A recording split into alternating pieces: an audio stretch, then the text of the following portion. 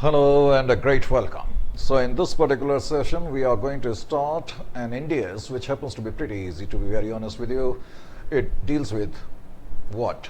Cash flow statements, correct? Ind AS 7, which we are going to pick up. Most of the things you are already in the know, so I need not require to actually put up very high amount of efforts to make you understand, but still we'll do it in useful manner, correct? So here we go and come up with some what we call insights over this particular standard.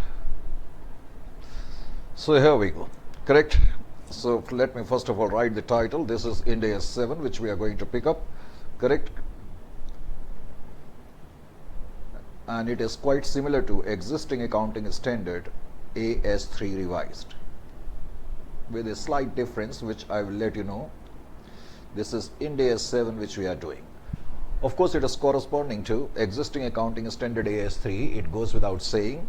So I have already also told you it is not a tough standard, so I need not require to tell you. Most of the things you are already in the know, but important thing is that we are going to talk about some finer points. So you start writing along with me straight away now, correct?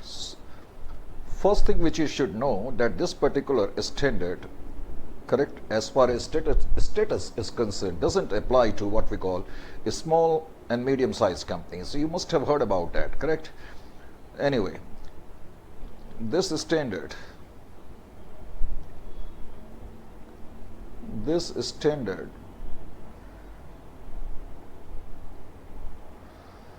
is not mandatory,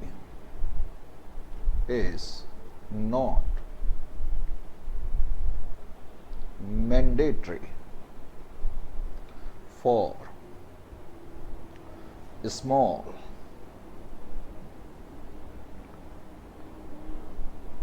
and medium-sized SMC, small and medium-sized companies, correct? Even though it is not mandatory, yet this particular standard actually encourages them to prepare the cash flow statement. However,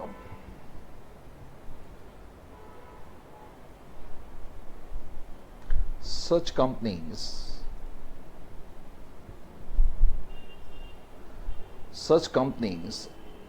are encouraged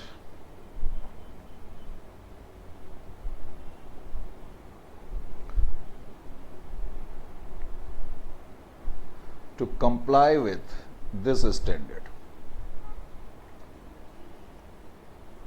No mandation, but they are encouraged to comply with this standard.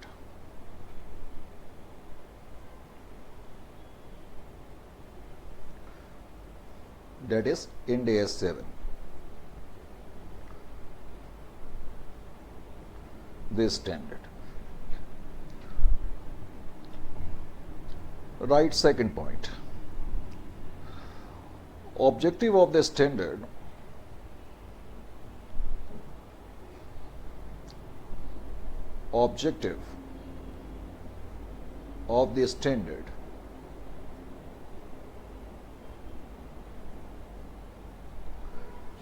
is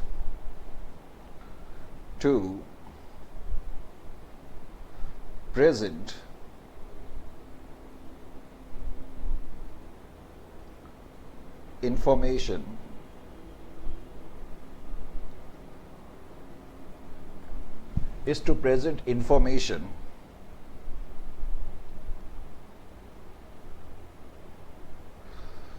information about historical changes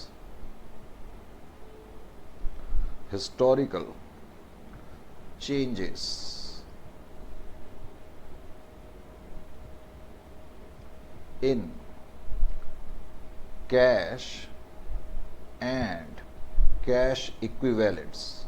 Now, so often we are going to use the word cash equivalent throughout this particular standard. So I will use short form CE. It is not a legal short form, just for facilitation, correct? Historical changes in cash and cash equivalents by means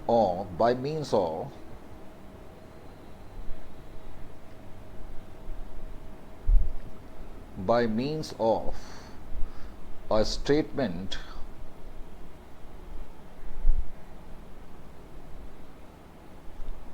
of changes in cash flows. A statement of changes in cash flows.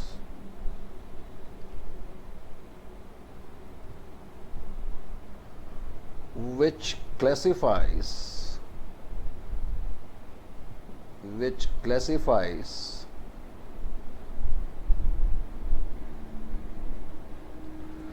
cash flows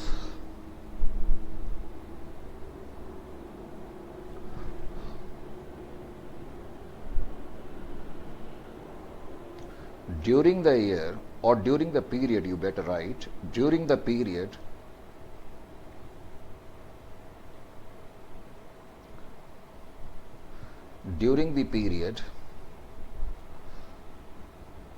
in operating,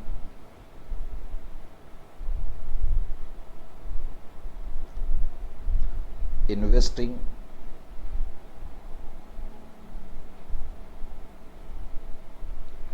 and financing activities.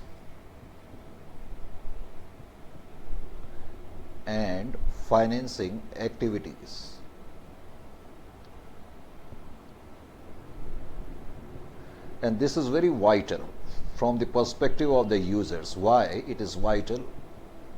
For example, suppose if I am analyzing the financial statement of a particular concern, suddenly I find that there is a drastic reduction. Now, original cash was, let us say, 500 million, and it has now reduced to 10 million. So, if I wouldn't have the what we call a statement of cash flow, I may be tempted to think that cash has reduction very drastically, so liquid position of the company might not be very good, or perhaps I may derive some other what we call notions that there is no point in investing in this particular entity. Now, if I happen before me if let us say there is cash flow statement before me now, and now I analyze, I find that although original what we call cash was 500 million, but during this particular year, this particular entity has invested very heavily, 400 millions, in some what we call investment projects. So that will give me a better perspective to analyze and what we call base my decisions. Are you getting my point or not? For instance, if I have a good knowledge of the accounts, then I may be able to now infer that this company has made drastic investments in the investing activities. So from the long-term perspective, it is better to invest in this particular entity because company has made heavy investment, and in the long run, company definitely will what we call get high amount of returns. So that's the importance of cash flow statement, and that's the importance of categorization into what we call these categories, so that users can derive what we call good conclusions regarding the performance and regarding the prospects of the company. Now we come over to the next point. I ask you a very innocent question now. Very, very innocent question. Could you tell me what is cash? Sir, please don't ask this question. You must understand that cash comprises of cash in hand and cash equivalent. It is cash in hand and demand deposit. It is very important in the beginning itself, because whenever I will use the word cash, you need to understand that I am referring to both cash on hand, and I am also referring to deposits with bank, also known as demand deposits, deposits with banks.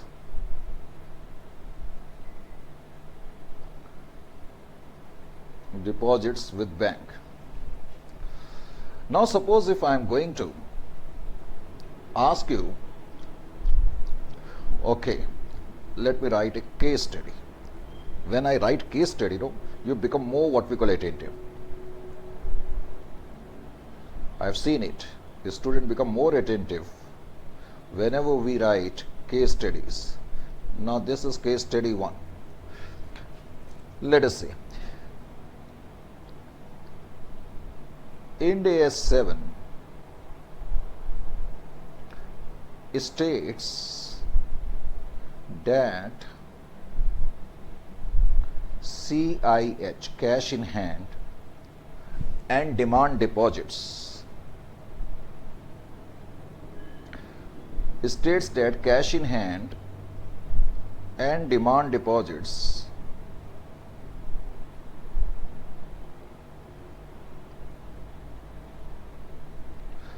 comprises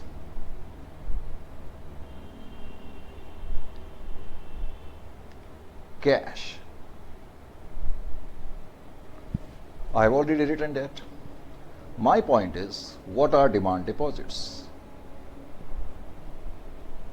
What are demand deposits? DD. I'm using lots of short forms, so please pay attention. Demand deposits is the term sometimes very difficult to interpret, correct? It means the deposits which the reporting entity can withdraw. And reporting entity can withdraw without what we call giving any notice and without what we call suffering any loss. When I say without suffering any loss, it means suppose I have deposited 10,000 rupees. If I can get back 10,000 without any notice, that means I haven't suffered anything. Are you getting my point? That is demand deposits. So demand deposits, I will write the answer.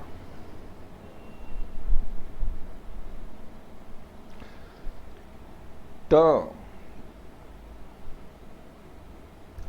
demand deposits means deposits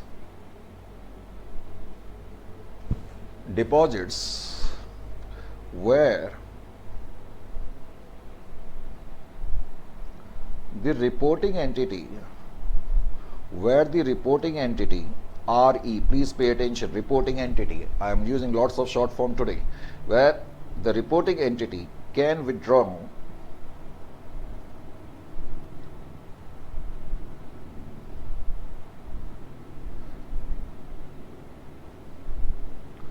cash without giving notice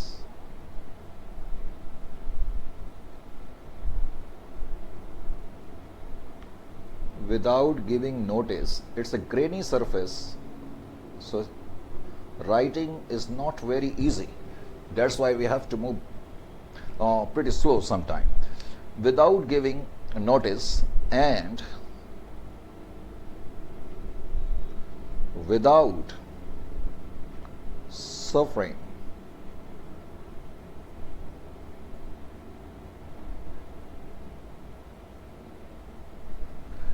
any penalty, without suffering any penalty. So that is demand deposit. Is it clear to you or not? So it should be absolutely clear to you now. Now my next question to you is, in fact, before I talk about the next question, let me write point number 4. Cash and cash equivalents. Cash and cash equivalent. CE. I've already told you, correct? We will use lots of short form today.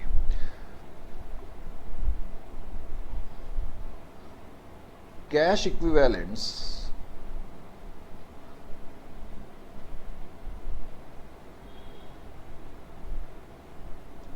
now I'm not talking about cash. I'm talking about cash equivalent. Correct? Cash equivalents are held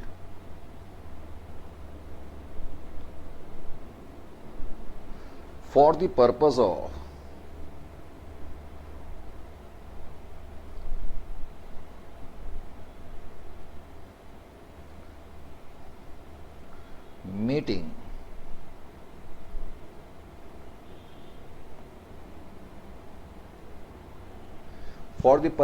meeting short-term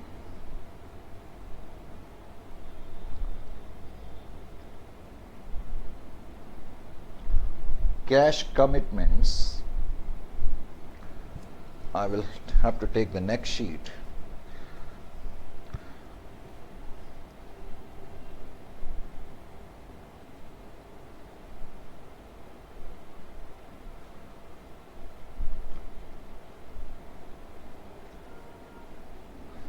Short-term cash commitment means, for example, in the short period I have to pay the trade creditors. Basically, these are the what we call items, cash equivalents, wherein we simply want to carry out the day-to-day activities. We are not keeping it for the purpose of investment or something like that. Correct? Short-term commitments, and rather than for investment, you write. Rather than for investments.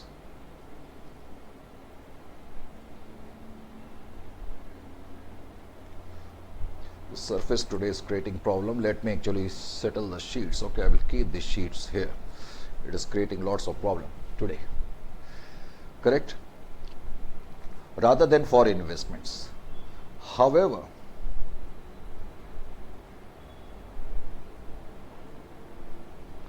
However, 7-day deposits, 7-day deposits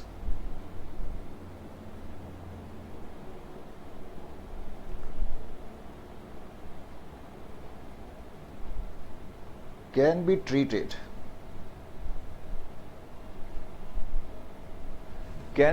as cash equivalents,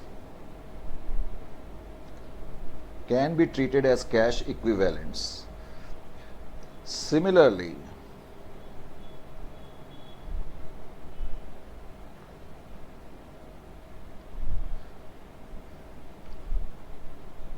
if an entity has I told you rather than for investment.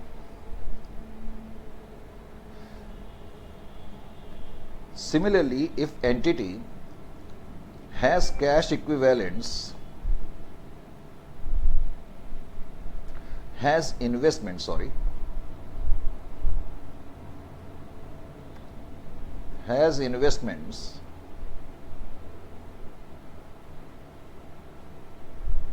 and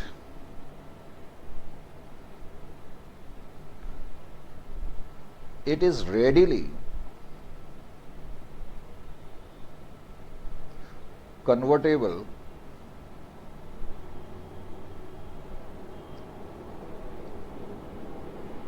to a known amount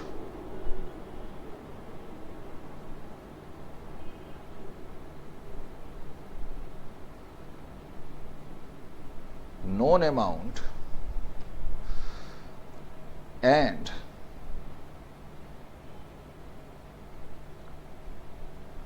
it is not subject to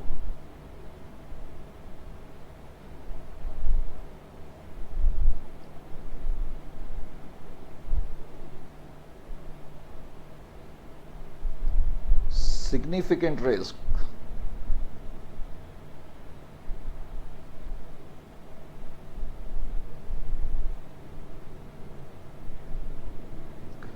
then it can be classified as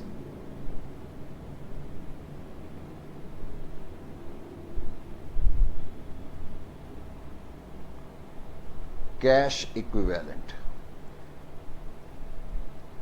So if you are in a position to get back the money, you can readily means quite easily here, with feasibility, with easiness, if you can get it convert into known amount of cash. You know that you have deposited 10,000 and more or less you will get 10,000, and there is insignificant risk of losing any what we call value, correct? Then it will be treated as cash equivalent. Therefore,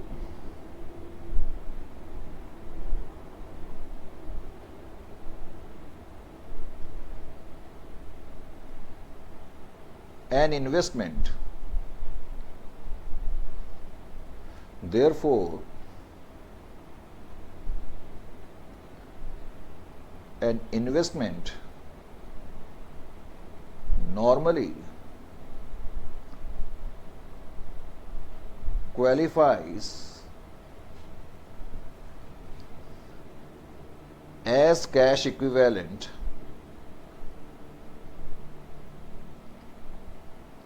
only when it has short term maturity.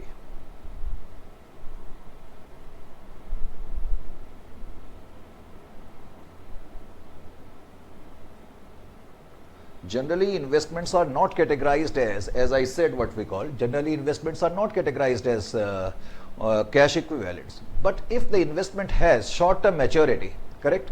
In that particular case, you can definitely categorize them as cash equivalents. That's the point is. Short-term maturity, when we say, it generally means 90 days maturity. If you want to write, you can write, say, 3 months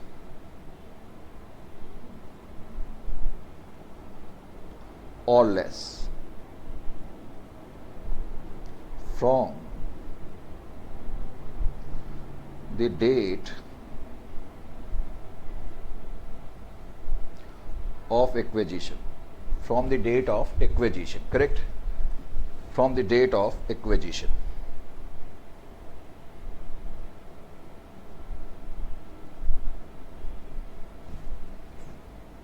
From the date of acquisition. Lots of sheets are flying. Just let me actually settle it out. Okay, now you will be able to have a good look. I'm sure it is flashing on your screens, correct? That is the only problem. We have to keep track of the sheets.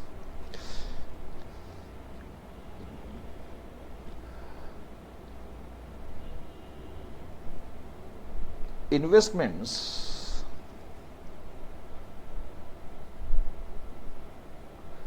in shares are excluded from cash equivalents unless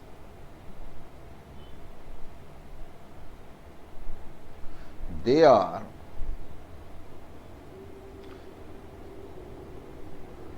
in substance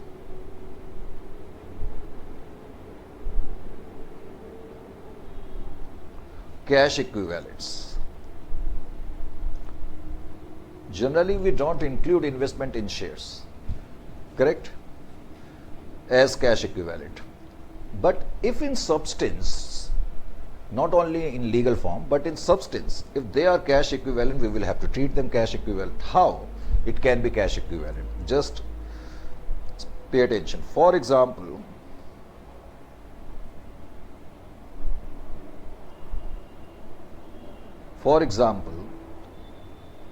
preference shares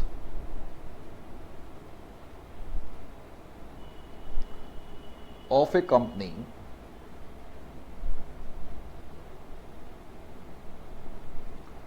suppose if you acquire preference shares of a company shortly before their redemption, shortly before their redemption,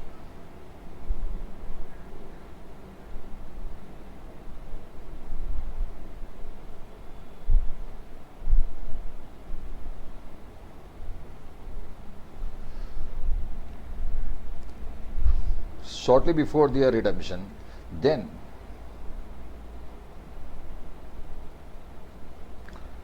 such investments can be treated as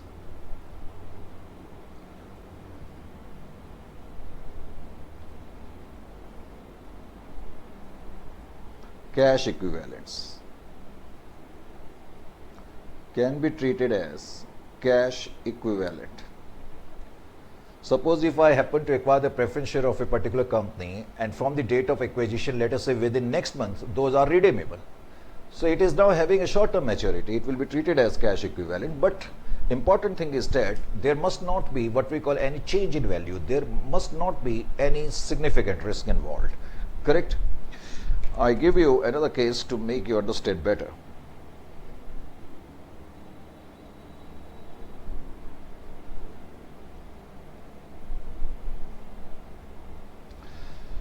Let us say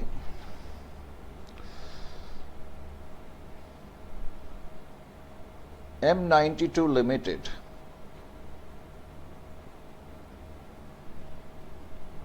has cash on term deposit with a bank. Term deposit with a bank.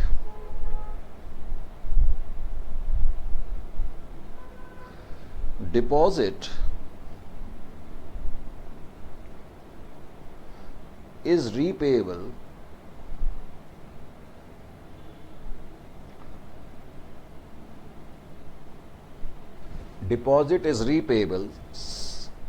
say after 24 months, or sorry, within 24 months, or you better write within 24 hours. Within 24 hours notice, without any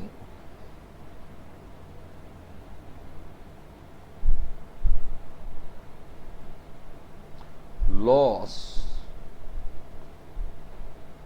of interest.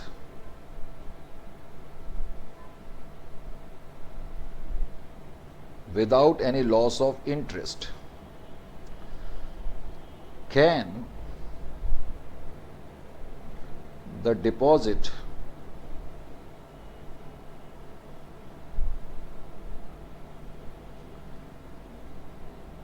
be classified as cash?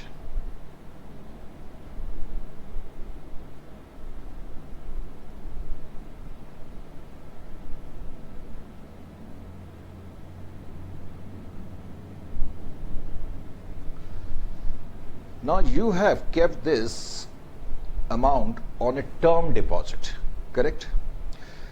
And here you will have to give a notice. Remember one thing, you have to give a notice. Is it clear to you? It is repayable within 24 hours notice and without any loss of interest. Because you have to give the notice, it cannot be cash, number one. But it can be cash equivalent because it will be readily convertible into known amount, because you are not going to lose anything by way of interest, it is already given. So it is a demand deposit.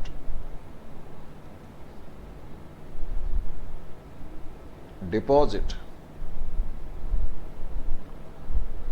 can be classified as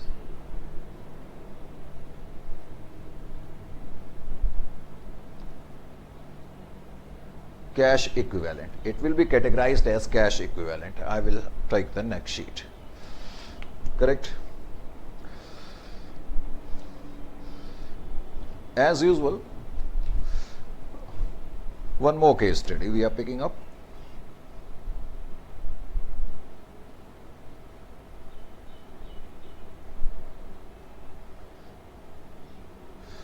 In this case study, I write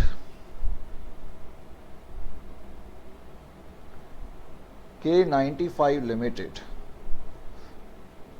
has cash on 2 term deposits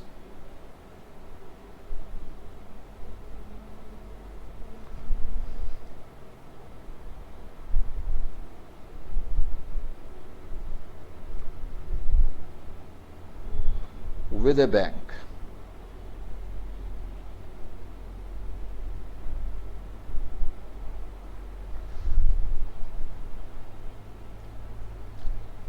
Deposits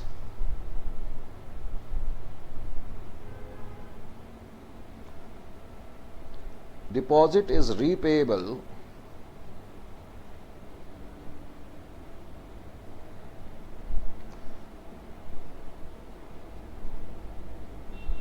within 24 hours notice, within 24 hours notice, but now pay attention, but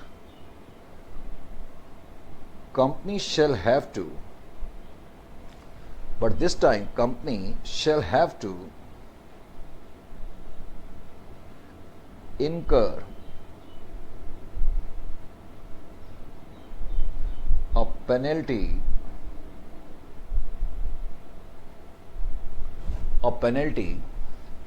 in the form of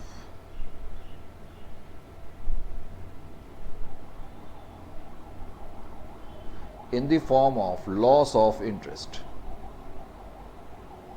So because this time this amount is although readily convertible but not into known amount, because you will not get the same amount which you were supposed to, because you will lose some interest. So can it be what we call categorized as cash equivalent? So no, your answer will be no. Since entity shall lose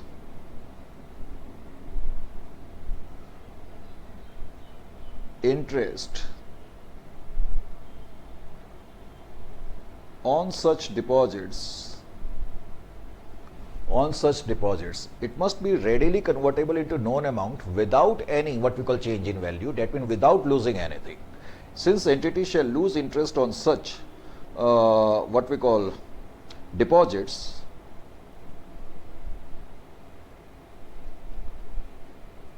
comma, entity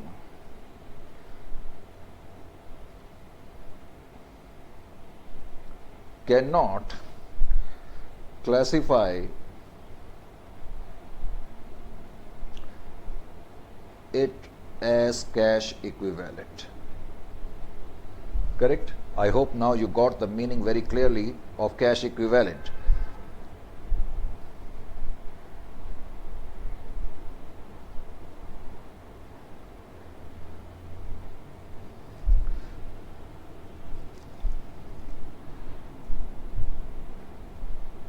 S88 Limited purchased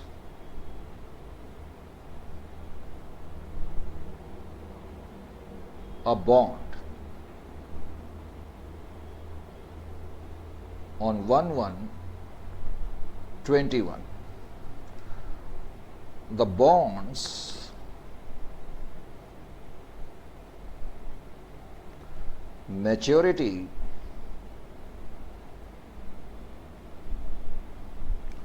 date is 1/5/21, that is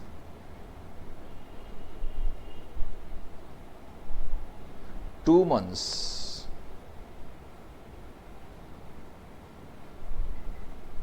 after the end of the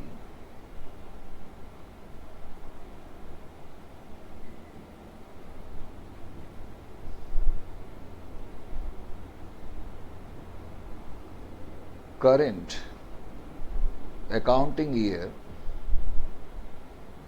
that is 31/3/21. Now you purchase the bonds, but those bonds are going to be redeemed 2 months after the end of the reporting period.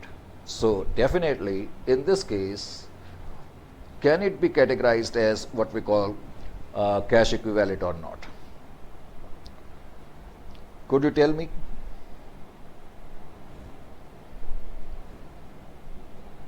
I intentionally use the word definitely just to confuse. Let me make it absolutely clear first of all. No, this time it will not be classified as cash equivalent. Why? My current accounting year is running from 1/4/2020 and ending on 31st of 3/21. Remember one thing. Correct? When did I made the investment? I made the investment 3 months prior to the end of the current year. That is on 1/1/21 I am making the investment in bonds.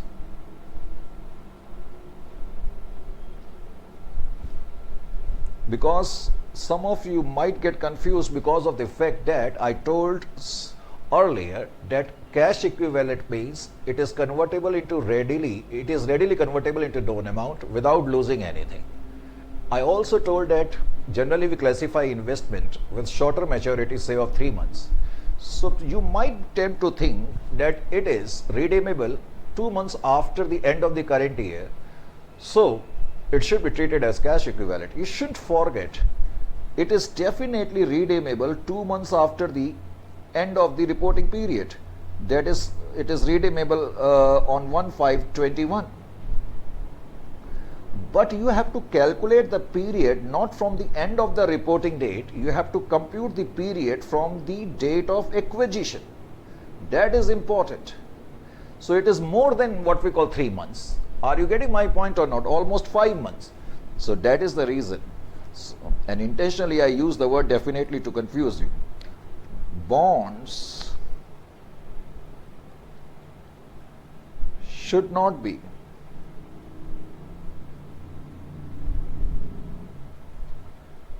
classified as cash equivalent at the year end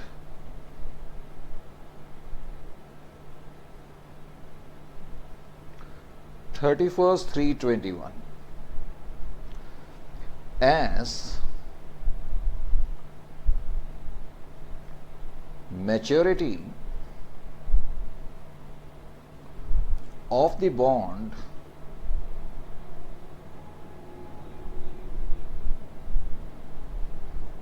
is almost after 5 months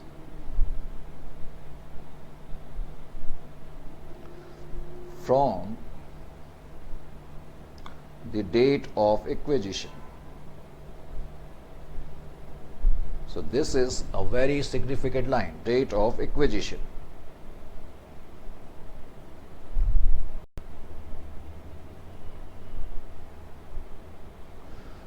We'll talk about it, but in the next session.